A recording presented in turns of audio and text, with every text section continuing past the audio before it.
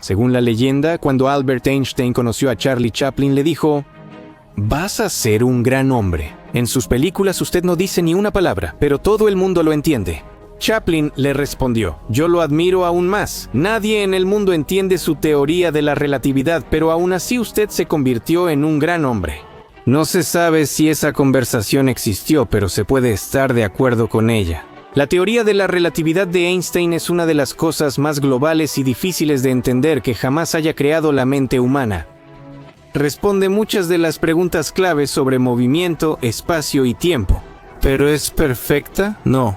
La teoría de la relatividad también tiene sus propias paradojas, y una de ellas es la llamada paradoja de los gemelos. Y para entenderla tendremos que volar al espacio y regresar de nuevo. ¿Están listos? ¡Vámonos! Entonces imaginemos a dos gemelos. Sus nombres, por ejemplo, serán Tolia y Kolya.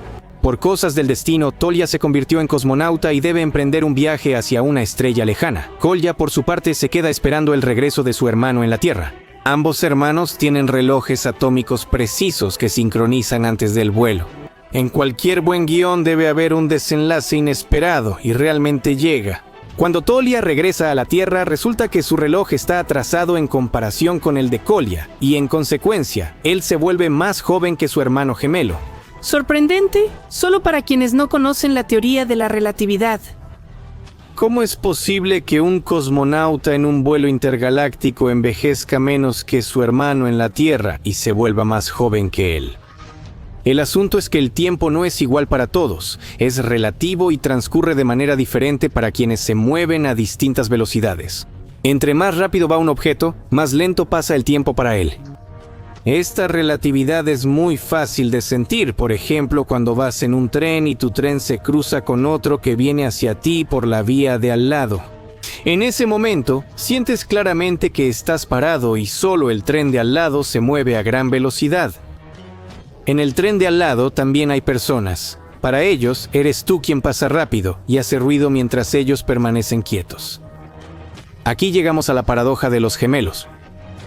Debido a la relatividad, al cosmonauta le parece que en realidad él está quieto y que la Tierra se aleja de él. Lo hemos visto en muchas películas de ciencia ficción y realmente es así. Recuerden nuestro tren. Cuando viajan en él, ustedes están quietos, sentados o acostados. Y en relación a ustedes, el paisaje fuera de la ventana se mueve. Ustedes están en reposo. Entonces, si el cosmonauta está quieto y el mundo se mueve a su alrededor, ¿debería envejecer él? Porque la persona que se quedó en la Tierra estuvo en movimiento mientras el cosmonauta permanecía en su lugar. Pero entonces, cuando ambos hermanos se encuentren, resultará que cada uno de ellos se ha vuelto mayor que el otro. Pero eso es absurdo.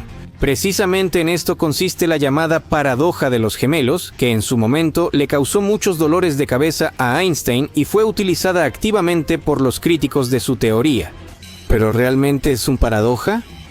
Como mencionamos antes, un principio clave de la teoría de la relatividad establece que mientras más rápido se mueve un objeto, más lento pasa el tiempo para él, lo cual se ha demostrado varias veces. Además, el experimento con dos relojes realmente solo se realizó en la Tierra. Los relojes atómicos colocados a bordo de un avión supersónico mostraron un pequeño retraso en el tiempo en comparación con los relojes sincronizados que se quedaron abajo. Pero en la Tierra el retraso tiene valores puramente simbólicos y no podemos percibirlo. ¿Podría Tolia llegar a ser más joven que Kolya, incluso si pasa años en el cielo a velocidades supersónicas? Pero ¿cómo es la situación en el espacio, donde estamos hablando de escalas completamente diferentes de distancia y velocidad?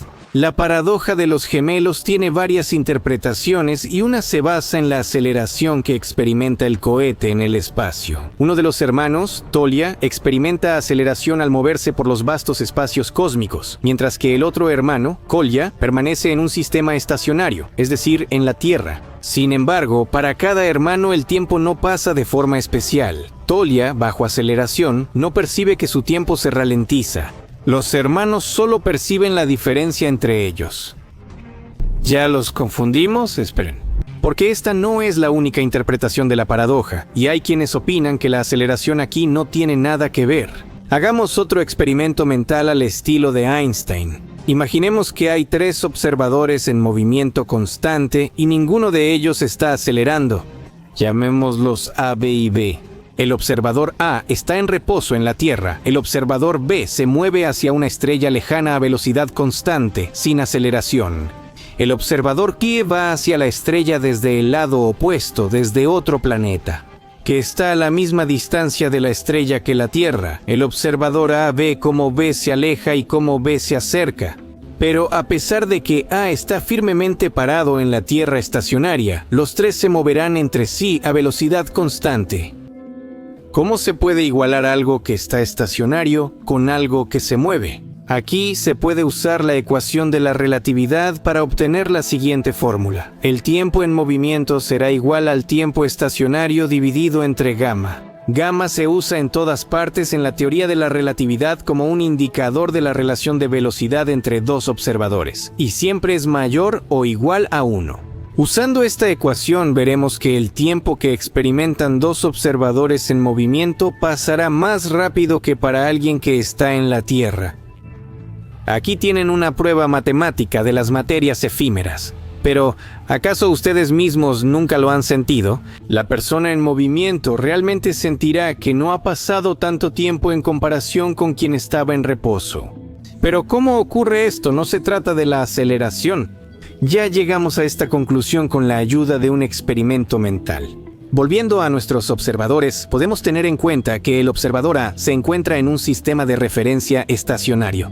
Pero los observadores B y B llegan de inmediato a dos sistemas. B se aleja y B se acerca. ¿A qué observador pondríamos al centro de nuestra consideración? Para cada uno de ellos, los otros dos. Uno se alejará y el otro se acercará, es decir, estarán en dos sistemas de referencia al mismo tiempo. Así funciona la relatividad. Cada uno ve el mundo diferente. Si salimos de este esquema y añadimos a un cuarto observador, G, que observa desde fuera el movimiento de A, B y V, veremos que para G el observador A sigue teniendo una velocidad única e invariable, mientras que B y V tienen dos diferentes, como ya se demostró con la fórmula anterior. ¿Pero qué pasa con la aceleración? Después de todo, en nuestro experimento no hubo aceleración. ¿Significa eso que no juega un papel importante? Sí, solo importa una cosa. Comparamos el tiempo vivido por una persona en un sistema con el tiempo vivido en dos sistemas a la vez. La aceleración necesaria para viajar entre estrellas aquí es aleatoria. Solo importan tiempo, distancia y velocidad. Y bien, ¿qué les pareció nuestro pequeño viaje a este mundo complejo, pero por eso mismo tan atractivo del tiempo y el espacio? Tal vez esta inmersión generó más preguntas de las que respondió, pero así es el camino espinoso de la ciencia y estamos felices de ser sus guías en él. La velocidad de la luz es de aproximadamente 299.792.458 metros por segundo. Es una cifra bastante precisa, ¿verdad? Pero ¿cómo llegamos a esa cifra? Según los cálculos de Olaf Romer, la velocidad de la luz es de 220.000 kilómetros por segundo. Medio siglo después, en 1728, el descubrimiento de la aberración permitió a James Bradley confirmar que la velocidad de la luz es finita y precisar su estimación. El valor obtenido por Bradley fue de 308.000 kilómetros por segundo. La medición más precisa de la velocidad de la luz se realizó en 1975, basada en el metro patrón. Según esta medición, la velocidad de la luz es de 299.792.458 metros por segundo. Se puede decir que es la velocidad más alta en el universo, pero ¿podemos alcanzarla? En teoría, para siquiera acercarnos un poco a esa velocidad, nuestra nave tendría que no tener masa en absoluto. Es decir, hay una paradoja. Para acelerar hasta la velocidad de la luz no deberías existir físicamente. La velocidad de la luz puede parecer enorme, pero si tomamos en cuenta la distancia entre los objetos cósmicos, ya no resulta tan impresionante. Además, parece bastante modesta en comparación con las ambiciones humanas de viajar rápidamente de un punto a otro del universo. La luz puede rodear la Tierra 7 veces y media en un segundo, pero también tiene límites.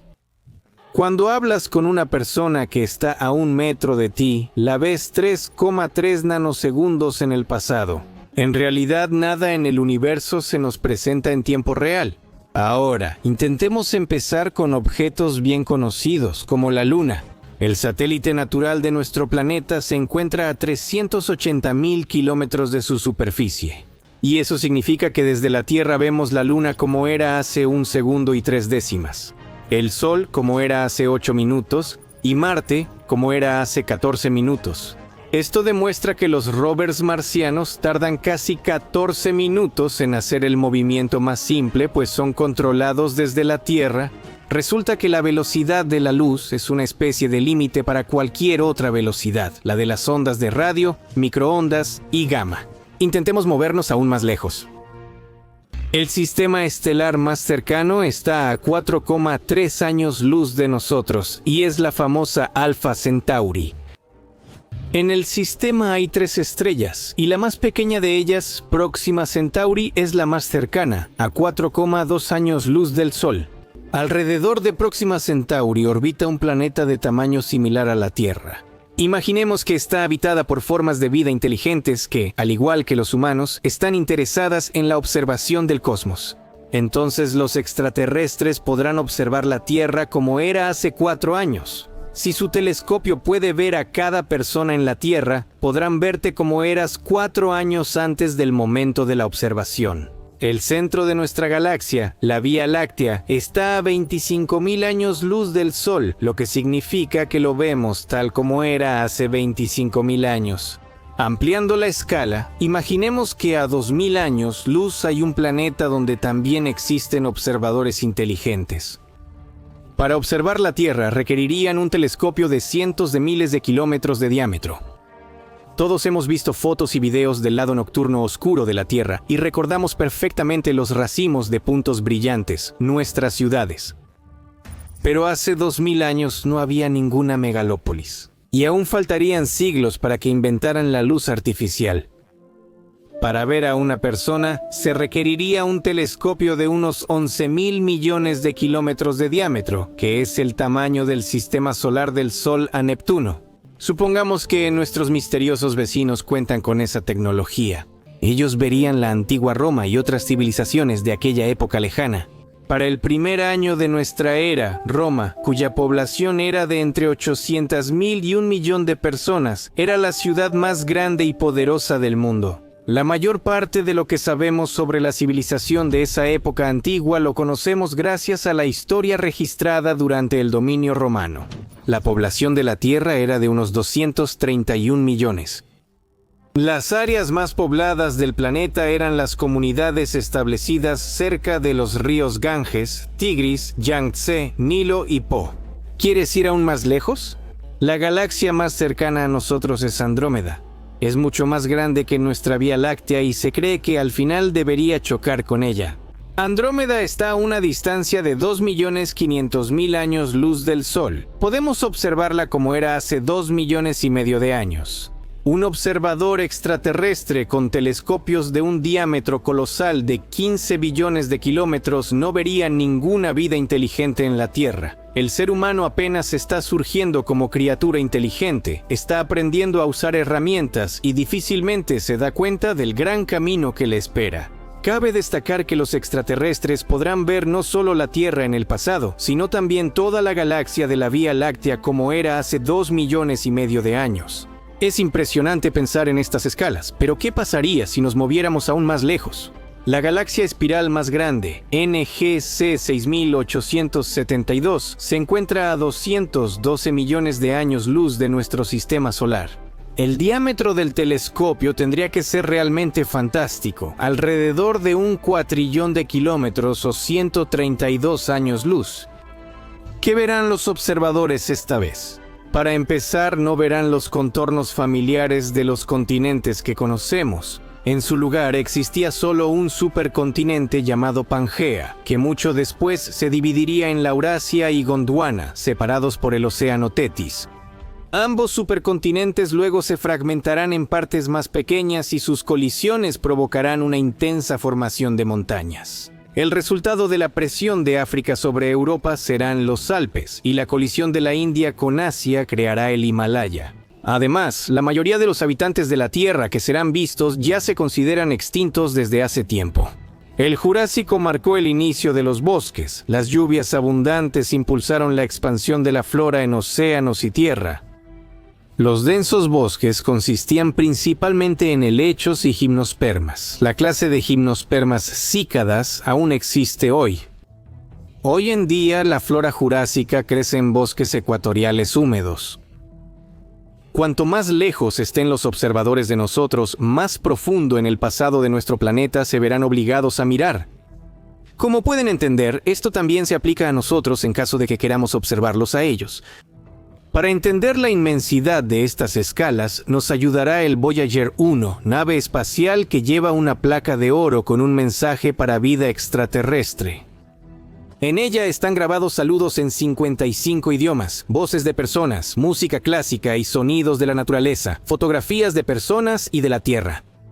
La placa muestra las coordenadas de la Tierra, del sistema solar y esquemas de la emisión del átomo de hidrógeno. En septiembre de 2013, la Administración Nacional de Aeronáutica y del Espacio anunció que Voyager 1 cruzó la frontera del sistema solar. Se convirtió en la primera nave que salió al espacio interestelar. Hasta el día de hoy, la nave se encuentra a más de 20.000 millones de kilómetros de la Tierra. Según los cálculos de los científicos, el combustible debería ser suficiente para otros 10 años de funcionamiento y después se perderá la comunicación con la Tierra. Pero imaginemos que el combustible es suficiente para un periodo de tiempo infinitamente largo y que el Voyager 1 se dirige directamente hacia Próxima Centauri. Este viaje tomaría 40.000 años, ya que la nave no viaja a la velocidad de la luz, sino a 17 kilómetros por segundo, es decir, 60.000 kilómetros por hora. Las escalas cósmicas realmente pueden impresionar, y aunque la oscuridad del espacio desconocido puede asustar, la humanidad debe buscar sin miedo formas de acelerar sus naves espaciales. Por supuesto, si vinculamos nuestro futuro con la exploración de otros mundos. Al enfrentarse a esta inmensidad cósmica, uno se da cuenta de lo poco que sabe sobre el mundo que lo rodea, de cuánto hay en el universo que aún no se ha explorado, cosas que todavía están por descubrirse. ¿Por qué las leyes del universo funcionan así y no diferente? ¿Por qué el simple hecho de que tengamos órganos sensoriales parece una burla ante las distancias posibles en el cosmos? Claro, uno puede vivir sin pensar en todo esto. El mundo se vuelve comprensible y ordenado, pero basta con pensar en los fenómenos increíbles que ocurren a nuestro alrededor y mucho más allá de los límites de la Tierra, cómo las paredes familiares se derrumban y cruzamos el umbral de lo ordinario. Todos saben que la velocidad de la luz en el vacío es la velocidad máxima de cualquier movimiento en el universo. Esta velocidad es de casi 300.000 kilómetros por segundo, y es precisamente a esa velocidad a la que se mueven las partículas de luz, los fotones. Nada en el universo viaja más rápido que la luz, porque eso no solo contradeciría la teoría de la relatividad, sino también las propias leyes del tiempo. Para un objeto que alcanzara una velocidad superior a la de la luz, el tiempo literalmente empezaría a retroceder. Pero ¿qué pasaría si les dijera que existen partículas hipotéticas cuya velocidad no solo supera la de la luz, sino que para ellas, literalmente, el tiempo fluye hacia atrás? Además, su existencia encaja perfectamente en la teoría especial de la relatividad y no la contradice. ¿Cómo puede ser eso posible? Lo descubriremos hoy. Entonces hablaremos sobre los taquiones, partículas hipotéticas que tienen la capacidad de alcanzar velocidades superiores a la de la luz. La existencia de estas partículas fue propuesta por primera vez de forma independiente por Robert Ehrlich y Arnold Sommerfeld. El propio término taquión proviene del griego, donde tachyi significa rápido y fue propuesto por Gerald Feinberg en 1967. La teoría de los taquiones maneja su propia terminología. Por ejemplo, las partículas que se mueven a velocidades menores que la velocidad de la luz, es decir, todas las partículas de nuestro universo excepto los fotones, se llaman tardiones. Los fotones, en esta teoría, recibieron el nombre de luxones. ¿De dónde surgió la propia hipótesis de la posibilidad de existencia de los taquiones? El asunto es que en las ciencias naturales a menudo se razona por el método contrario. ¿Se puede demostrar que los taquiones no existen? No. Pero ¿cómo pueden existir si eso contradice la teoría de la relatividad y en general el sentido común? Como sabemos, los objetos que tienen masa no pueden moverse a la velocidad de la luz. ¿Por qué sucede esto? Recuerden la famosa fórmula. ¿Equivale a m por c al cuadrado? Esta fórmula de la teoría de la relatividad relaciona la energía necesaria para el movimiento con la masa y la velocidad del objeto. Por lo tanto, para que algo que tiene masa alcance la velocidad de la luz, la energía tendría que ser infinita, lo que crearía una serie de paradojas. Las únicas partículas en el universo que pueden moverse a la velocidad de la luz son, por supuesto, la propia luz, cuyos fotones no tienen masa. Pero ¿cómo es posible que los taquiones, incluso hipotéticamente, puedan superar la velocidad de la luz si solo las partículas sin masa pueden alcanzar la velocidad máxima en el universo? Si la masa de los fotones es igual a 0, entonces ¿resulta que los taquiones tienen peso negativo? Suena increíble, pero es precisamente en esa dirección en la que piensan los científicos. Ellos supusieron que los taquiones pueden poseer la llamada masa imaginaria. ¿Qué significa eso?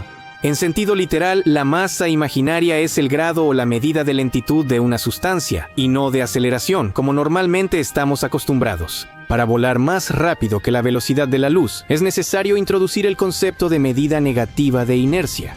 Aquí es donde aparece el taquión con su masa imaginaria. Esta masa no frena a la partícula, sino que, al contrario, la acelera. Por eso, la velocidad superlumínica del taquión puede explicarse en parte por su masa imaginaria. Las rarezas de los taquiones no terminan ahí. Si las partículas normales se aceleran al recibir energía y se desaceleran al perderla, con los taquiones es todo lo contrario. Ellos deben desacelerarse al recibir energía y acelerarse cuando la pierden. Esto lleva al problema de los taquiones cargados, ya que las partículas cargadas que se mueven a velocidades superiores a la de la luz liberan energía en forma de radiación de Cherenkov.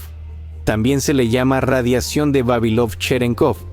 Los taquiones cargados perderían energía incluso en el vacío y se moverían cada vez más rápido, alcanzando velocidades imposibles de analizar y mucho menos de percibir ópticamente. En pocas palabras, cuando un taquión atraviesa una sustancia, pierde energía porque choca con los átomos, pero al perder energía se acelera, lo que hace que las colisiones se intensifiquen y ocurran con mayor frecuencia. En teoría, estas colisiones deberían causar una pérdida adicional de energía y por lo tanto una aceleración aún mayor. Se crea un círculo vicioso y el taquión por sí solo naturalmente alcanza una velocidad infinita. Prácticamente es un motor perpetuo dentro de la propia partícula. ¿Creen que aquí termina la lista de cosas increíbles sobre los taquiones? Para nada. En 1970, el astrofísico Gregory Benford y sus colegas notaron que la existencia de los taquiones es un camino directo para aceptar la existencia de una paradoja temporal. Esto se debe a que estas partículas podrían enviar información al pasado. La propia idea de enviar mensajes hacia atrás en el tiempo apareció en la física ya en 1907. Cuando Albert Einstein propuso la teoría de que si se supera la velocidad de la luz, se puede enviar un mensaje al pasado. Pero Benford creó esta teoría con taquiones. La presentó al público como una historia divertida sobre Alisa y Bob. Supongamos que Alisa y Bob hicieron un acuerdo. Alisa enviará mensaje a Bob a las 3 y no recibe uno de él a la 1. Después de recibir el mensaje de Alisa a las 2 en punto, Bob inmediatamente le envía un mensaje a Alisa al pasado para que ella lo reciba a la 1. Pero el segundo intercambio de mensajes solo ocurrirá si el primer intercambio no sucede. El dispositivo hipotético de comunicación entre Alisa y Bob fue llamado antiteléfono de taquiones por Gregory Benford. Si se demuestra la existencia de taquiones, ¿puedes imaginar las increíbles posibilidades que esto abriría para la humanidad? El taquión es un invitado frecuente en la ciencia ficción. En la inmortal novela de ciencia ficción de Frank Herbert, Duna, existe una red de taquiones que permite comunicarse instantáneamente e incluso controlar partículas en el universo. Los taquiones juegan un papel importante en la trama de la epopeya televisiva Viaje a las Estrellas, Star Trek. Si dejamos la ciencia ficción de lado, actualmente algunos físicos creen que los taquiones posiblemente existieron en el momento del Big Bang, violando la causalidad, pero ahora ya no existen. Además, los taquiones podrían estar directamente relacionados con el propio Big Bang y con la posibilidad misma de que haya ocurrido. ¿Pero cómo? Existe una teoría que dice que el universo antes del Big Bang existía en un estado de falso vacío, donde había taquiones. Pero su presencia significaba que ese no era el estado de energía más bajo del sistema, y por eso el sistema era inestable. En algún momento, en la estructura del espacio-tiempo, apareció una pequeña fisura que representaba el verdadero vacío. La fisura empezó a crecer y se formó una burbuja. Fuera de la burbuja, los taquiones seguían existiendo, pero dentro de ella ya no estaban. A medida que la burbuja crecía, apareció el universo que conocemos, un universo sin taquiones. Eso fue el Big Bang, así que los taquiones pueden existir, pero en algún lugar fuera de nuestro universo. ¿Quién sabe? La búsqueda de estas partículas misteriosas no se detiene ni un momento, pero hasta ahora no ha dado resultados positivos. En el año 2011, cuando los científicos del Conseil Européen pour la Recherche Nucléaire realizaron un experimento llamado Opera, relacionado con el estudio de las oscilaciones de neutrinos, parecía que la respuesta estaba muy cerca. Durante el experimento ocurrió algo increíble. Los científicos afirmaron que habían detectado partículas que alcanzaban una velocidad superior a la de la luz. Sin embargo, pronto se descubrió que las misteriosas partículas no eran taquiones, sino solo errores y fallas en el sistema de sincronización. Entonces, ¿existe en la naturaleza la más misteriosa de las partículas? ¿Podremos obtener una respuesta a esta pregunta en un futuro cercano? Todo es posible. La ciencia avanza a pasos agigantados, y mucho de lo que antes era solo una hipótesis y parecía ciencia ficción, con el tiempo ha sido comprobado y se ha convertido en un hecho indiscutible. Una cosa se puede decir con certeza: la posibilidad de descubrir taquiones y, lo más importante, encontrar una manera de interactuar con estas partículas. Ese es el camino hacia ese futuro que, por ahora, solo podemos observar en las páginas de novelas de ciencia ficción. ¿Qué piensas? ¿Cuál sería el presupuesto necesario para convertirse en el primer turista espacial en Marte? 10.000 MDD. Con esa cantidad, según las palabras de Elon Musk, podrías fácilmente dejar los límites de nuestro inmenso planeta. ¿Pero sabías que tienes la oportunidad de ver las bellezas de Marte y escuchar cómo suena sin salir de la Tierra? En años recientes la humanidad ha avanzado mucho. Cuando hice este video, había pasado poco más de un mes desde que Perseverancia aterrizó en el planeta rojo.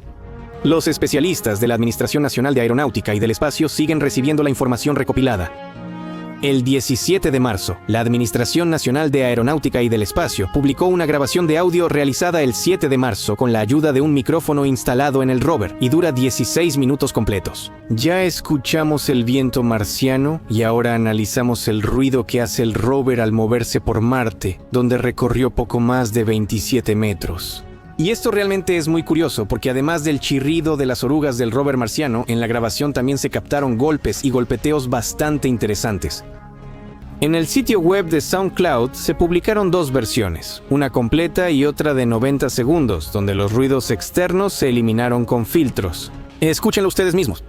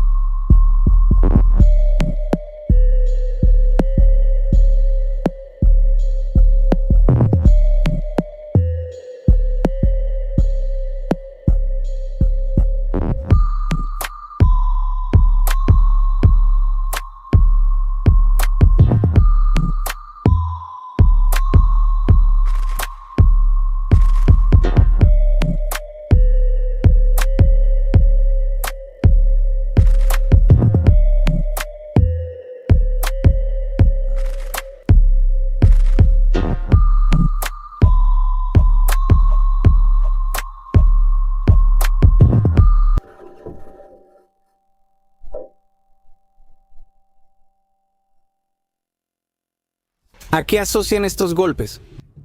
Aquí escuchamos cómo el rover marciano comienza a moverse y después de eso se oyen golpeteos metálicos.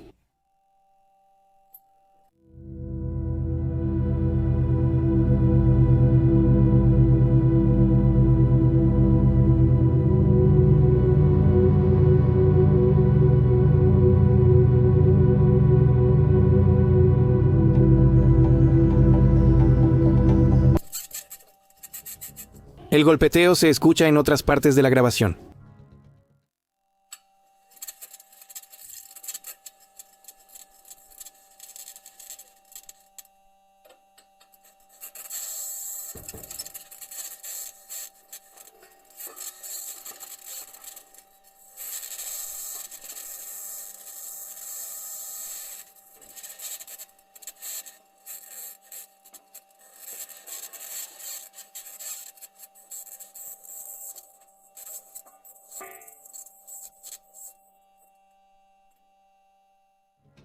Y en algunos lugares se escucha un verdadero estruendo.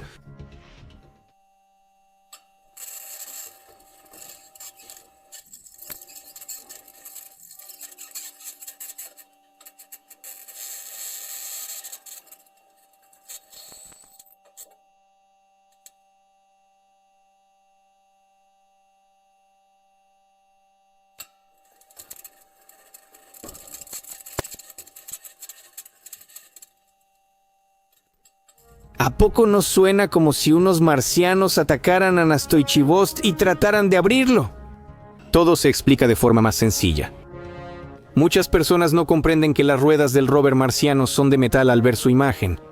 Cuando conduces sobre estas ruedas por las rocas, en realidad es muy ruidoso, comentó Vandy Verma, ingeniero senior de la Administración Nacional de Aeronáutica y del Espacio en el sur de California y conductor del Perseverance. ¿Por qué son tan importantes para nosotros las grabaciones del Perseverance? Perseverance fue el primer rover en grabar y transmitir sonidos de Marte exitosamente, pues los intentos previos fallaron. Se instalaron micrófonos en el Mars Polar Lander, que se estrelló al aterrizar en la superficie de Marte. También en la sonda Phoenix, que aunque aterrizó con éxito, no pudo grabar por fallas electrónicas. Pero eso no es todo. Las cámaras del rover también captaron un verdadero torbellino de polvo marciano, que también se conoce como diablo de polvo.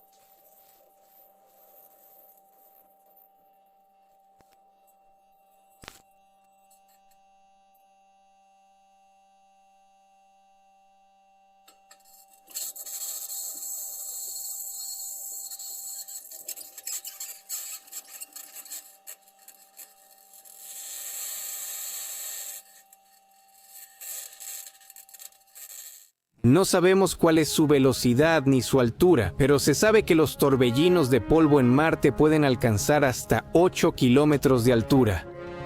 La mecánica de su origen es la misma que en la Tierra, y consiste en la interacción de la superficie calentada por el Sol con corrientes de aire frías y calientes sobre ella. Desde el espacio, estos torbellinos se ven así. Impresionante, ¿verdad? ¿Qué opinan? ¿Creen que estos fenómenos naturales en Marte podrían obstaculizar la futura colonización?